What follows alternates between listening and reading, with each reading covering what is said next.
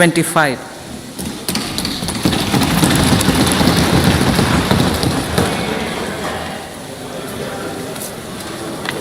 The Indian economy has witnessed profound positive transformation in the last 10 years. The people of India are looking ahead to the future with hope and optimism. With the blessings of the people, when our government, under the visionary and dynamic leadership of Honorable Prime Minister Shri Narendra Modi, assumed office in 2014, the country was facing enormous challenges. With Sabka Saath, Sabka Vikas as its mantra, the government overcame those challenges in right earnest. Structural reforms were undertaken. Pro-people programs were formulated and implemented promptly. Conditions were created for more opportunities for employment and entrepreneurship. The economy got a new vigor. The fruits of development started reaching the people at scale. The country got a new sense of purpose and hope. Naturally, the people blessed the government with a bigger mandate. In the second term, our government, under the leadership of Honorable Prime Minister, doubled down on its responsibilities to build a prosperous country with comprehensive development of all people and all regions. Our government strengthened its mantra to Sabka Saath, Sabka Vikas, and Sabka Vishwas. Our development philosophy covered all elements of inclusivity, namely social inclusivity through coverage of all strata of the society, and geographical inclusivity through development of all regions of the country. With the whole of nation approach of Sabka Prayas, the country overcame the challenges of once in a century pandemic, took long strides towards Atmanirbhar Bharat, committed to Panch Pran, and laid solid foundations for the Amrit Kal. As a result, our young country has high aspirations, pride in its present, and hope and confidence for a bright future. We expect that our government, based on its stupendous work, will be blessed again by the people with a resounding mandate. Inclusive development and growth. Our humane and inclusive approach to development is a marked and deliberate departure from the earlier approach of provisioning up to village level. Development programs were thus provisioned. In the last 10 years, however, have targeted each and every household and individual through housing for all, Har Ghar Jal, electricity for all, cooking gas for all, bank accounts and financial services for all in record time. The worries about food have been eliminated through free ration for 80 crore people. Minimum support prices for the produce of Annadata are periodically increased appropriately. These and the provision of basic necessities have enhanced real income in the rural areas. Their economic needs could be addressed, thus spurring growth and generating jobs. Social justice. Our government is working with an approach to development that is all-round, all-pervasive, and all-inclusive. Sarvangin, Sarvasparshi, or Sarvasamaveshi. It covers all castes and people at all levels. We are working to make India a Vikasit Bharat by 2047. For achieving that goal, we need to improve people's capability and empower them. Previously, social justice was mostly a political slogan. For our government, social justice is an effective and necessary governance model. The saturation approach of covering all eligible people is the true and comprehensive achievement of social justice. This is secularism in action, reduces corruption, and prevents nepotism, prevents Bhai Bhatijawad. There is transparency and assurance that benefits are delivered to all eligible people. The resources are distributed fairly. All, regardless of their social standing, get access to opportunities. We are addressing systemic inequalities that had plagued our society. We focus on outcomes and not on outlays so that the social economic transformation is achieved. As our Prime Minister firmly believes, we need to focus on 4 major castes. They are Garib, Mahilaye, Yuva, and Annadata.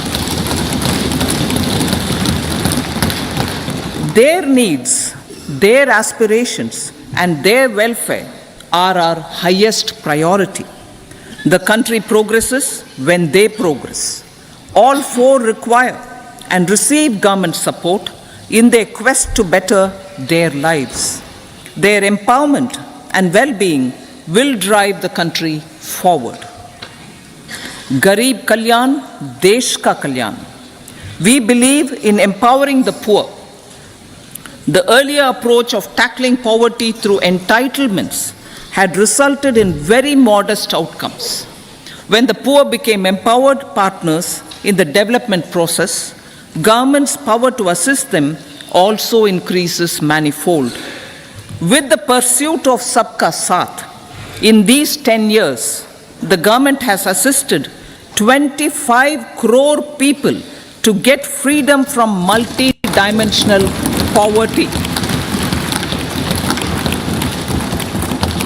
Our government's efforts are now getting synergized with energy and passion of such empowered people.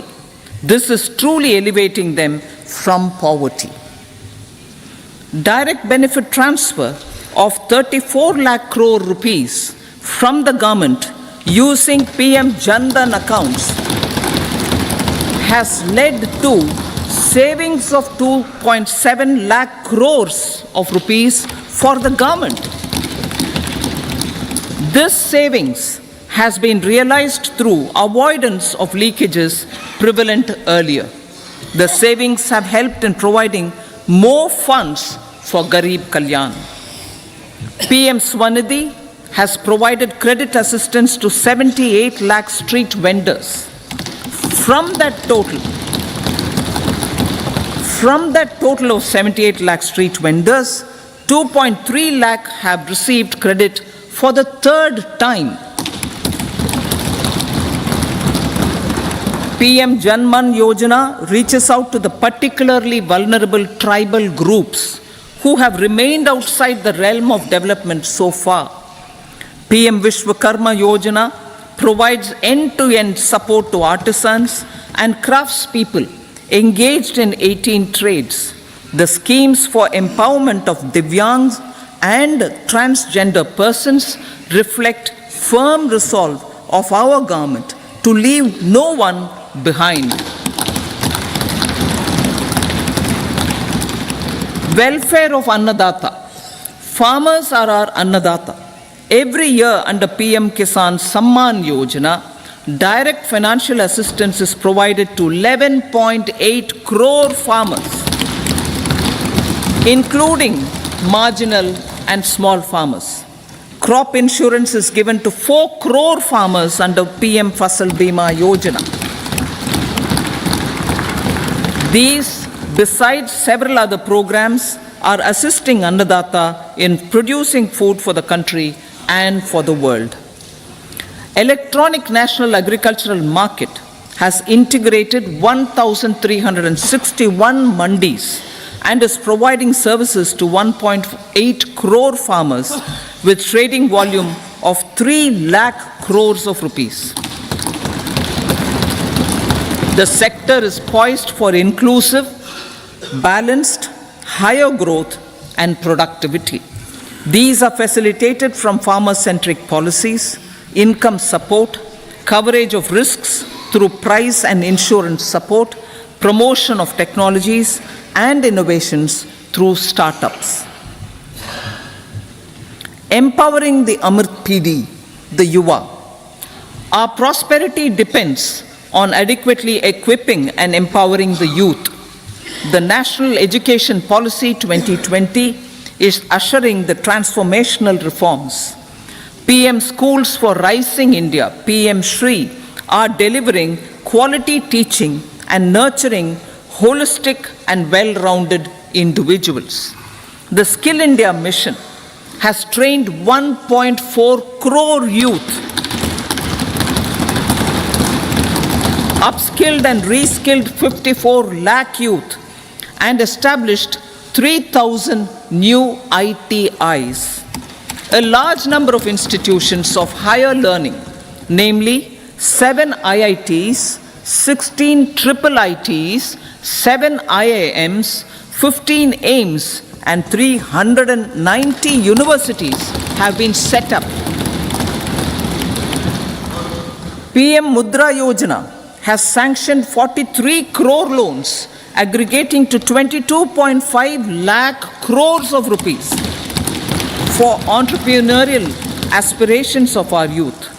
Besides that, Fund of Funds, Startup India, and Startup Credit Guarantee schemes are assisting our youth. They are also becoming Rozgar Data. The country is proud of our youth scaling new heights in sports. The highest ever medal tally in Asian Games and Asian Para Games in 2023 reflects a high confidence level.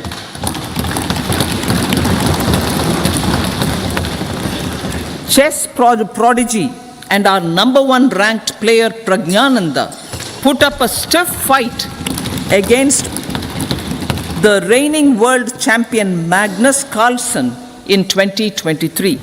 Today, India has over 80 chess grandmasters compared to little over 20 in 2010.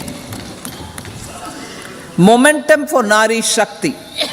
The empowerment of women through entrepreneurship, ease of living, and dignity for them has gained momentum in these 10 years.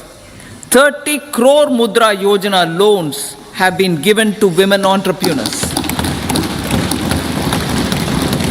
Female enrollment in higher education has gone up by 28% in 10 years. In STEM courses, girls and women constitute 43% of enrollment, one of the highest in the world. All these measures are getting reflected in the increasing participation of women in workforce. Making triple talaq illegal, reservation of 1/3 seats for women in the Lok Sabha and state assemblies,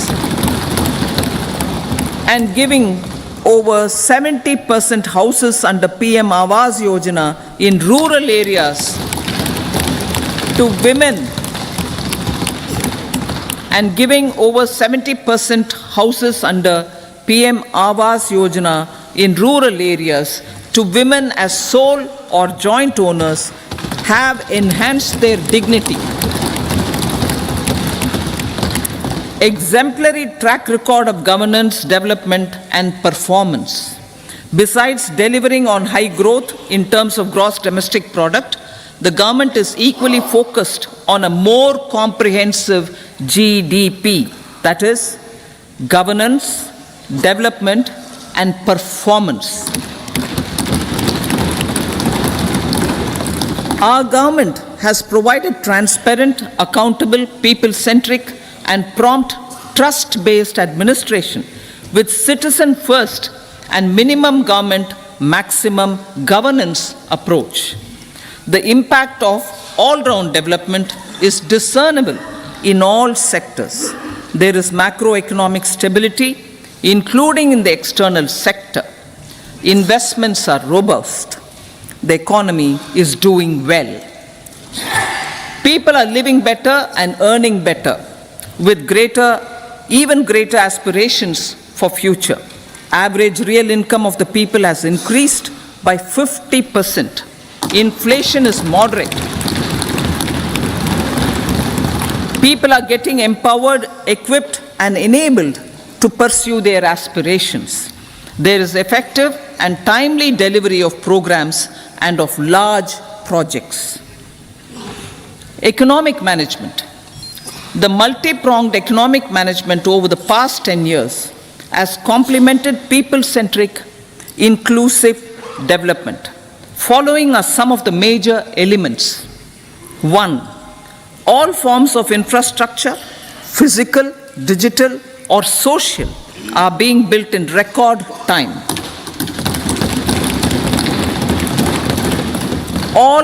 Number 2, all parts of the country are becoming active participants in economic growth. Number 3, digital public infrastructure, a new factor of production as if in the 21st century, is instrumental in formalization of the economy.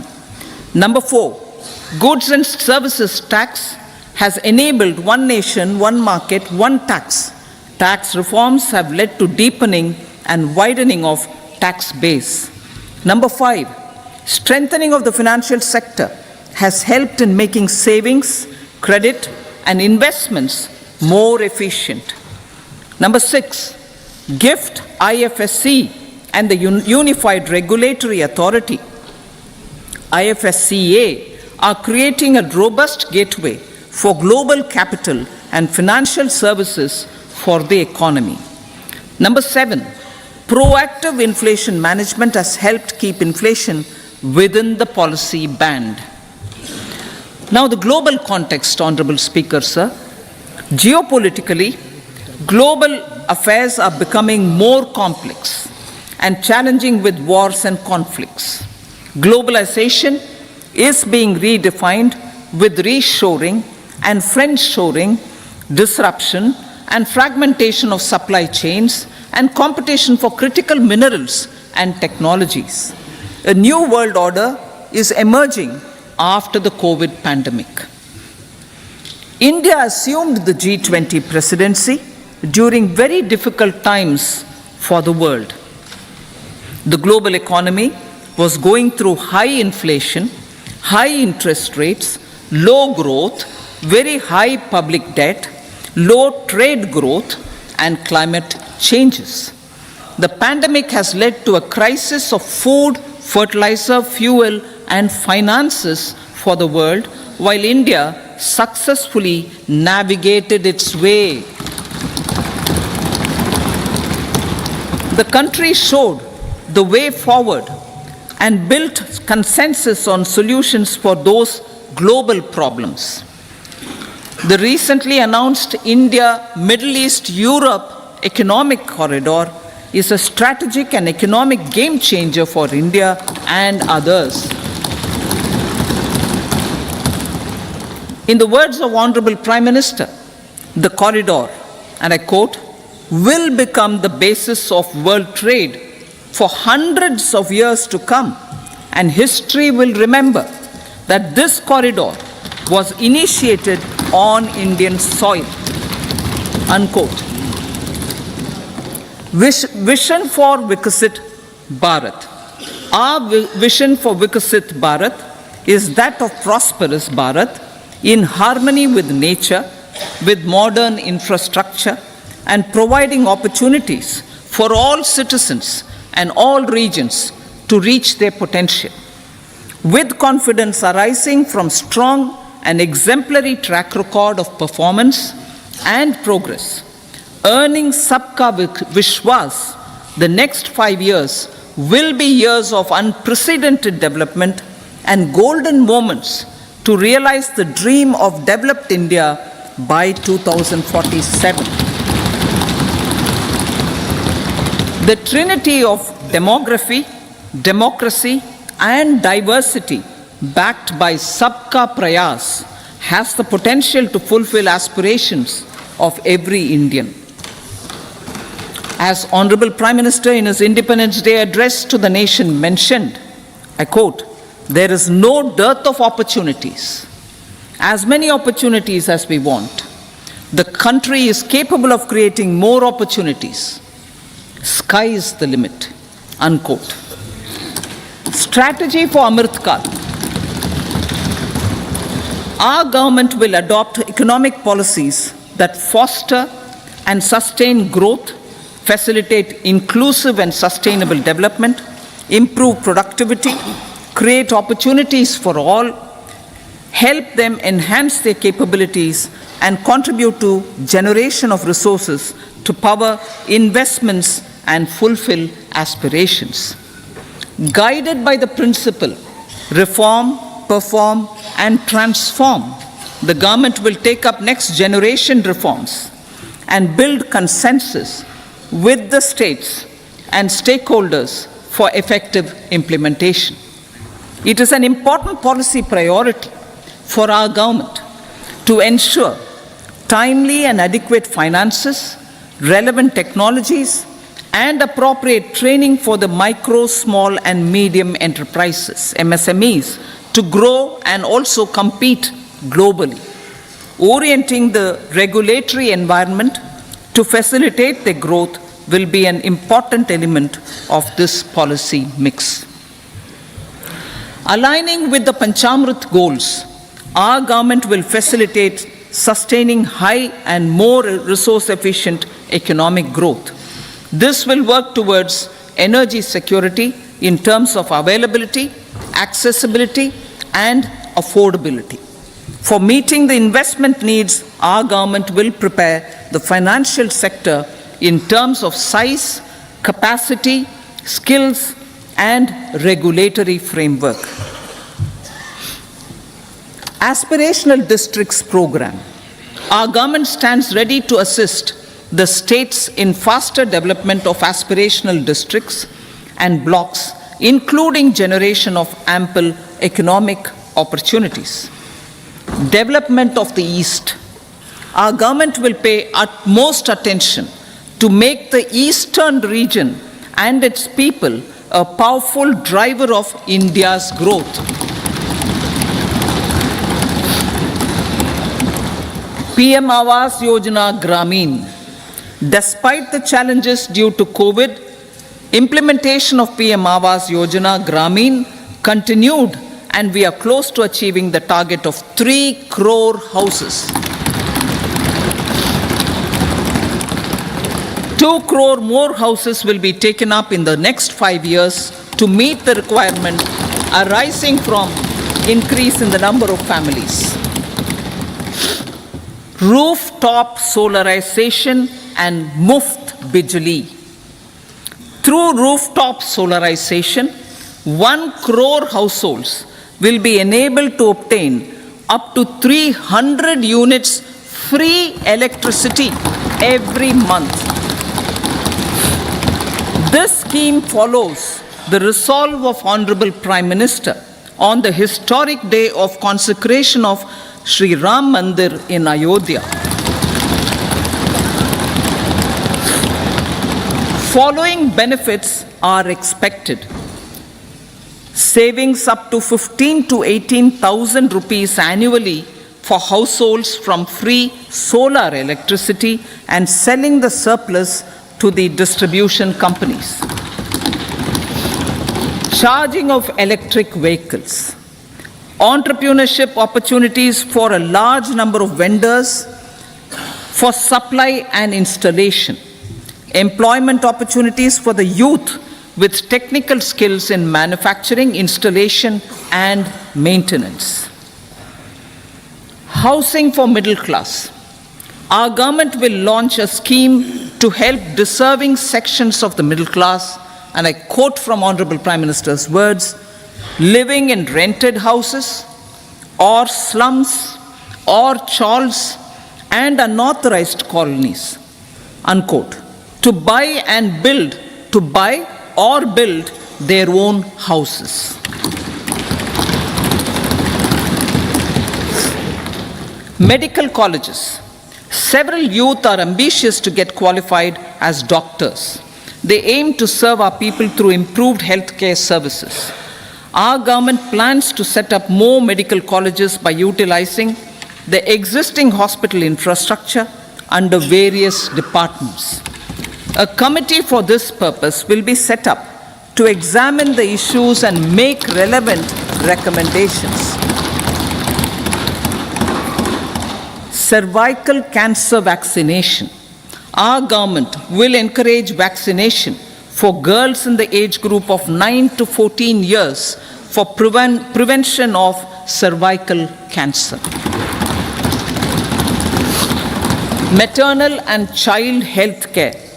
Various schemes for maternal and child care will be brought under one comprehensive program for synergy in implementation. Upgradation of Anganwadi centers under Saksham Anganwadi and Poshan 2.0 will be expedited for improved nutrition delivery, early childhood care and development. The newly designed U-Win platform for managing immunization and intensified efforts of Mission Indradhanush will be rolled out expeditiously throughout the country. Ayushman Bharat. Healthcare cover under Ayushman Bharat scheme will be extended to all ASHA workers, to all Anganwadi workers and helpers. Agriculture and food processing. The efforts of value addition in agriculture sector and boosting farmers' incomes will be stepped up. Pradhan Mantri Kisan Sampada Yojana has benefited 38 lakh farmers and generated 10 lakh employment. Pradhan Mantri Formalization of Micro Food Processing Enterprises Yojana has assisted 2.4 lakh SHGs and 60,000 individuals with credit linkages. Other schemes are complementing the efforts for reducing post-harvest losses and improving productivity and incomes. For ensuring faster growth of the sector, our government will further promote private and public investment in post-harvest activities, including aggregation, modern storage, efficient supply chains, primary and secondary processing and marketing and branding. Nano DAP. After the successful adoption of nano urea, application of nano DAP on various crops will be expanded in all agroclimatic zones. Atmanirbhar Oil Seeds Abhiyan. Building on the initiative announced in 2022, a strategy will be formulated to achieve Atmanirbharta for oil seeds such as mustard, groundnut, sesame, soya bean, and sunflower. This will cover research for high-yielding varieties, widespread adoption of modern farming techniques, market linkages, procurement, value addition, and crop insurance. Dairy development. A comprehensive program for supporting dairy farmers will be formulated. Efforts are already on to control foot and mouth disease. India is the world's largest milk producer with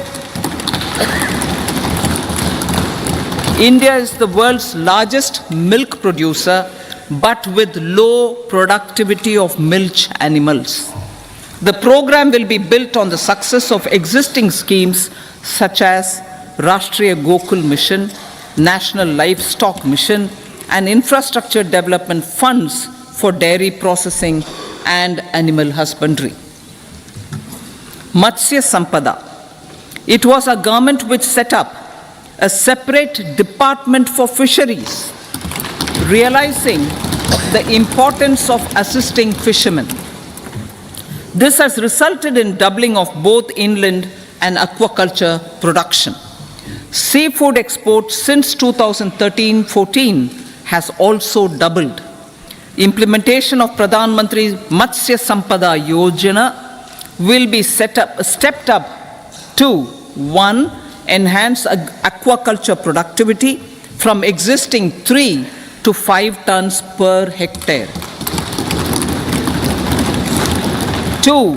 Double exports to 1 lakh crore rupees, and 3.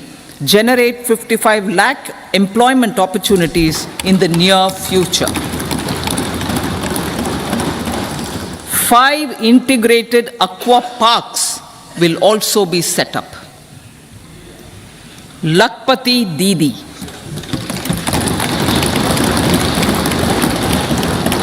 83 lakh SHGs. 83 lakh SHGs with 9 crore women are transforming rural socio-economic landscape with empowerment and self-reliance. Honorable Speaker said, their success has assisted nearly 1 crore women to become Lakpati Didi already. They are an inspiration to others. Their achievements will be recognized through honoring them. Buoyed by the success, it has been decided to enhance the target for Lakpati Didi from 2 crores to 3 crores.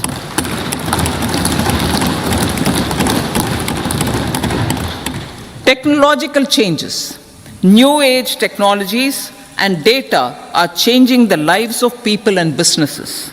They are also enabling new economic opportunities and facilitating provision of high quality services at affordable prices for all, including those at the bottom of the pyramid.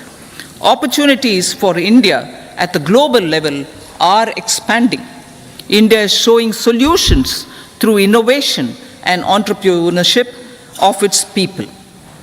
Research and innovation for catalyzing growth, employment, and development. Prime Minister Shastri, Prime Minister Lal Bahadur Shastri gave the slogan of Jai Jawan, Jai Kisan.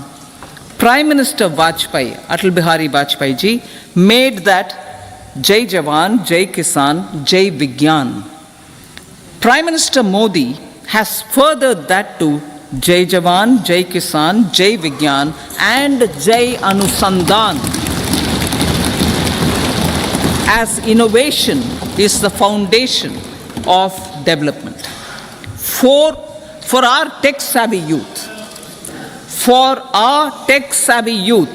this will be a golden era. A corpus of 1 lakh crore rupees will be established with 50-year interest-free loan provided. The corpus will provide long-term financing or refinancing with long tenors and low and or nil.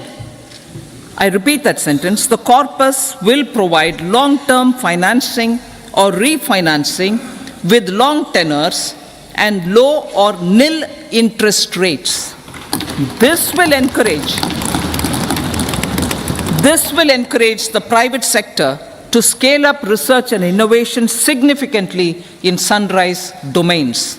We need to have programs that combine the powers of our youth and technology. A new scheme will be launched for strengthening deep tech technologies for defense purposes and expediting Atmanirbharta. Infrastructure development. Building on the massive tripling of the capital expenditure outlay in the past 4 years, resulting in huge multiplier impact on economic growth and employment creation, the outlay for the next year is being increased by 11.1% to 11,111 crore rupees. This would be 3.4% of our GDP. Railways. 3 major economic railway corridor programs will be implemented. These are energy, mineral, and cement corridor. Number 2, port connectivity corridors, And number 3, high traffic density corridors. The projects have been identified under the PM Gati Shakti for enabling multimodal connectivity. They will improve logistics efficiency and reduce cost. The resultant decongestion of the high traffic corridors will also help in improving operations of passenger trains, resulting in safety and higher travel speed for passengers. Together with dedicated freight corridors, these 3 economic corridor programs will accelerate our GDP growth and reduce logistic costs.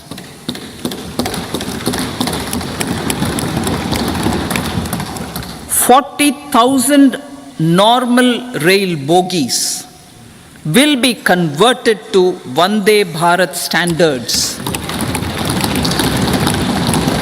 to enhance safety, convenience, and comfort of passengers. Aviation sector. The aviation sector has been galvanized in the past 10 years.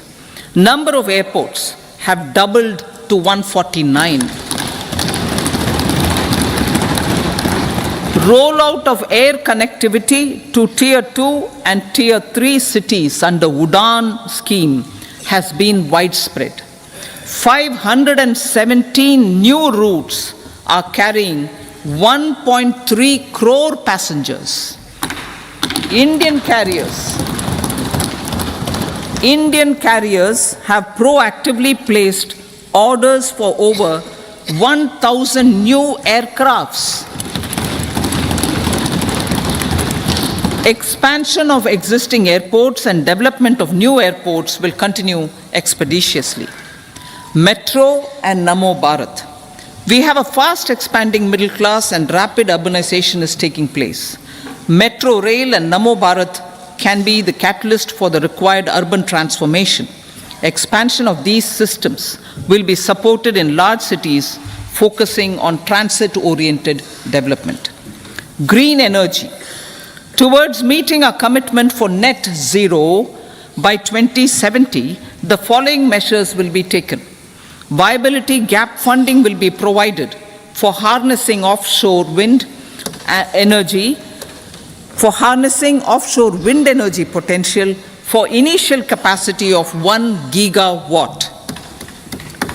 Coal gasification and liquefaction capacity of 100 metric tons will be set up by 2030. This will also help in reducing imports of natural gas, methanol, and ammonia. Phased mandatory blending of compressed biogas in compressed natural gas for transport and piped natural gas for domestic purposes will be mandated. Financial assistance will be provided for procurement of biomass aggregation machinery to support collection. Electric vehicle ecosystem. Our government will expand this and strengthen the e-vehicle ecosystem by supporting manufacturing and charging infrastructure. Greater adoption of e-buses for public transport networks will be encouraged through payment security mechanism. Biomanufacturing and biofoundry. For promoting green growth, a new scheme of biomanufacturing and biofoundry will be launched. This will provide environment-friendly alternatives such as biodegradable polymers, bioplastics, biopharmaceuticals, and bioagri inputs. This scheme will also help in transforming today's consumptive manufacturing paradigm to the one based on regenerative principles. Blue Economy 2.0. For promoting climate resilient activities for Blue Economy 2.0, a scheme for restoration and adaptation measures and coastal aquaculture and mariculture with integrated and multi-sectoral approach will be launched. Comprehensive development of tourist centers. The success of organizing G20 meetings in 60 places presented diversity of India to global audience. Our economic strength has made the country an attractive destination for business and conference tourism. Our middle class also now aspires to travel and explore. Tourism, including spiritual tourism, has tremendous opportunities for local entrepreneurship.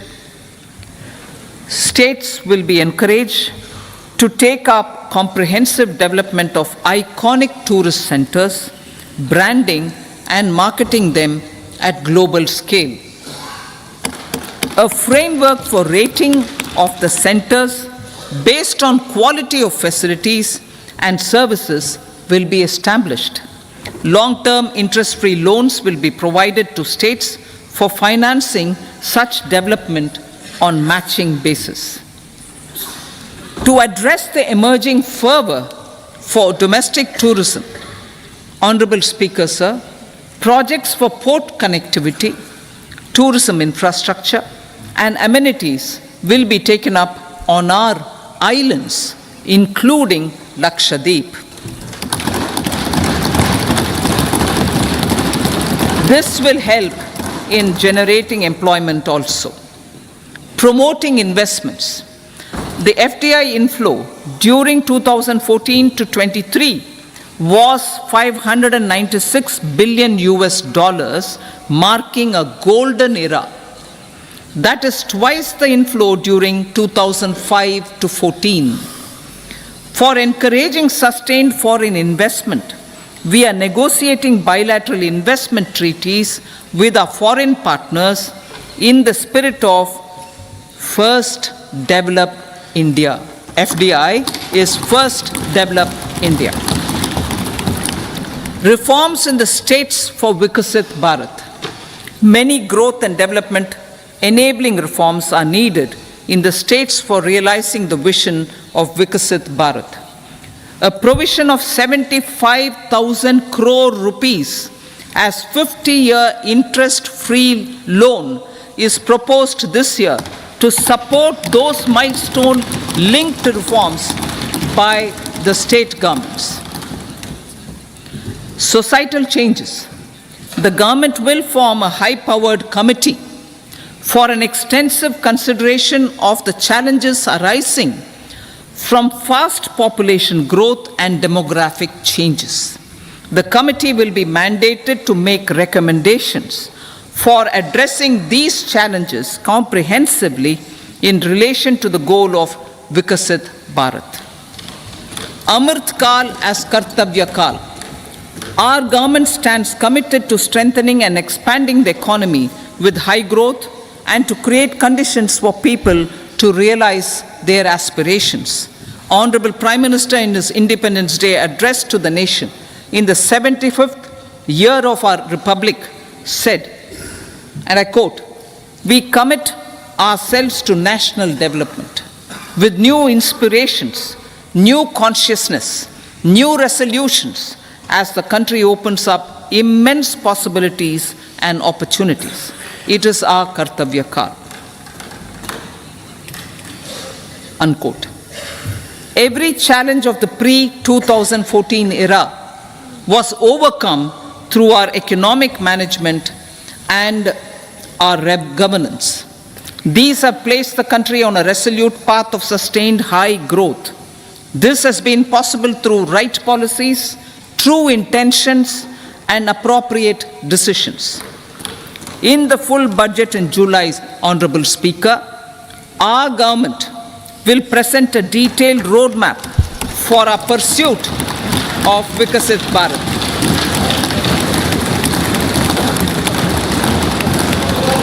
Revised estimates. Revised estimates of 2023-24. The revised estimate of the total receipts other than borrowings is 27.56 lakh crores of rupees, of which the tax receipts are 23.24 lakh crore rupees. The revised estimate of total expenditure is 44.90 lakh crore rupees. The revenue receipts at 30.03 lakh crore rupees are expected to be higher than the budget estimate, reflecting strong growth momentum and formalization in the economy. The revised estimate of the fiscal deficit is 5.8% of GDP, improving on the budget estimate, notwithstanding moderation in the nominal growth estimates. Budget estimates for 2024-25. Coming to the year 2024-25, the total receipts other than borrowings and total expenditure are estimated at 30.80 and 47.66 lakh crore rupees respectively. The tax receipts are estimated at 26.02 lakh crore rupees. The scheme of 50-year interest-free loan for capital expenditure to states will be continued this year with an outlay of 1.3 lakh crore rupees. We continue on the path of fiscal consolidation, as announced in my budget speech of 2021-22, to reduce fiscal deficit below 4.5% by 25-26. The fiscal deficit in 2024-25 is estimated to be 5.1% of GDP, adhering to that path. So the gross and net market borrowings through dated securities during 24-25 are estimated at 14.13 lakh crore rupees and 11.75 lakh crore respectively. Both will be less than that in 23-24. Now that the private investments are happening at scale, the lower borrowings by the central government will facilitate larger availability of credit for the private sector. Vote on account. I'll be seeking vote on account approval of the Parliament through the appropriation bill for a part of the financial year 2024-25. I will now move to Part B. Honorable Speaker, sir, over the last 10 years, the direct tax collections have more than trebled and the return filers swelled 2.4 times. I would like to assure the taxpayers that their contributions have been used wisely for the development of the country and welfare of its people. I appreciate the taxpayers for their continued support. The government has reduced and rationalized tax rates. Under the new tax scheme, there is now no tax liability for taxpayers with income up to 7 lakh rupees, up from 2.2 lakh rupees in the financial year 2013-14. The threshold for presumptive taxation for retail businesses was increased from 2 crores to 3 crores. Similarly, the threshold for professionals eligible for presumptive taxation was increased from 50 lakh rupees to 75 lakh rupees. Also, corporate tax rate was decreased from 30% to 22% for existing domestic companies and to 15% for certain new manufacturing companies. Honorable Speaker, sir, in the last 5 years, our focus has been to improve taxpayer services. The age-old jurisdiction-based assessment system was transformed with the introduction of faceless assessment and appeal, thereby imparting greater efficiency, transparency, and accountability. Introduction of updated income tax returns, a new Form 26AS, and pre-filling of tax returns have made filing of tax returns simpler and easier. Average processing time of returns has been reduced from 93 days in the year 2013-14 to a mere 10 days this year, thereby making refunds faster. Indirect taxation. By unifying the highly fragmented indirect tax regime in India, the GST has reduced the compliance burden on trade and industry. The industry has acknowledged the benefits of GST. According to a recent survey conducted by a leading consulting firm, 94% of industry leaders view the transition to GST as largely positive. According to 80% of the respondents, it has led to supply chain optimization, as elimination of tax arbitrage and octroi has resulted in disbanding of checkposts at the state and city boundaries. At the same time, tax base of GST more than doubled, and the average monthly gross GST collection has almost doubled to 1.66 lakh crores this year. States too have benefited. States' SGST revenue, including compensation released to states in the post-GST period of 2017-18 to 2022-23, has achieved a buoyancy of 1.22. In contrast, the tax buoyancy of state revenues from subsumed taxes in the pre-GST four-year period of 2012-13 to 2015-16 was a mere 0.72. The biggest beneficiaries are consumers, as reduction in logistic cost and taxes have brought down prices of most goods and services. We have taken a number of steps in customs to facilitate international trade.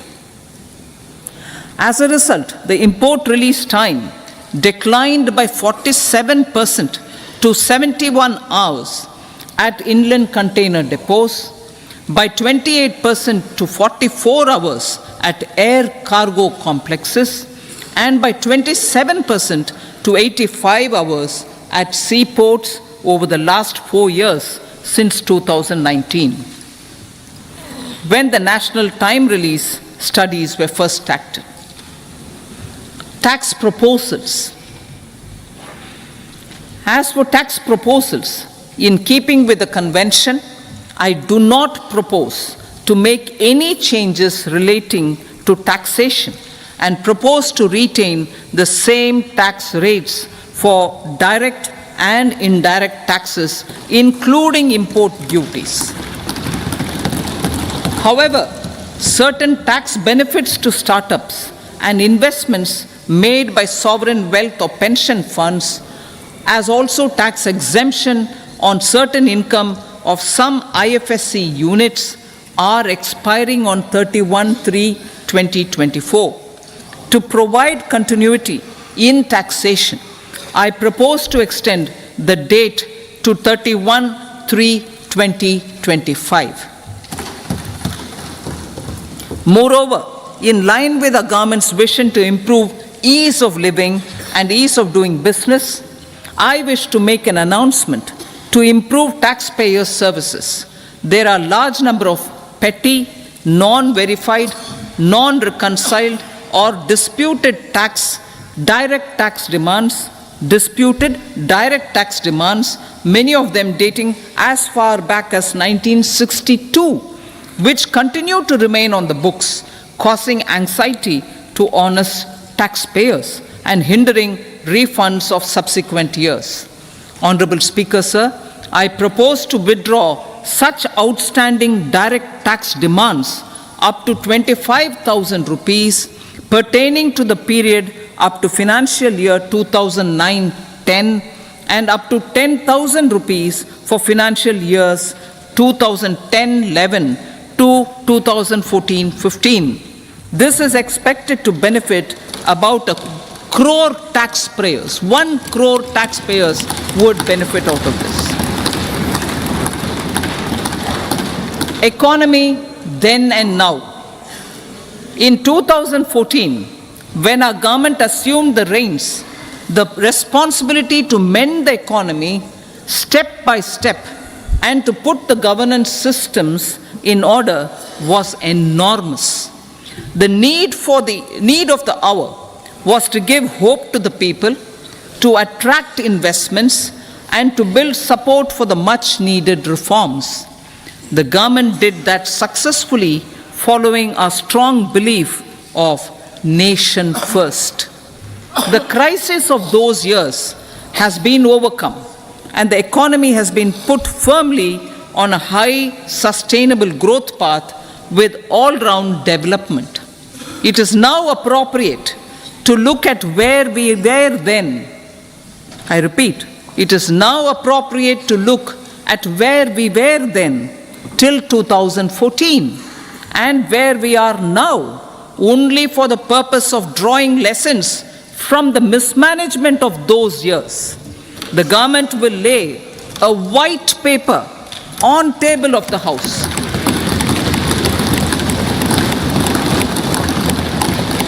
The exemplary track record of governance, development and performance, effective delivery and Jan Kalyan has given the government trust, confidence and blessings of the people to realize whatever it takes.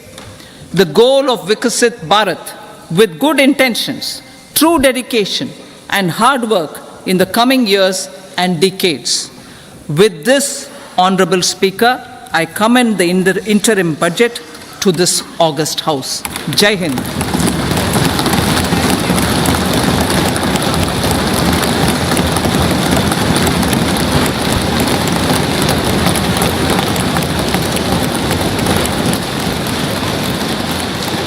Item number 2 Shrimati Nirmala Sitharaman ji.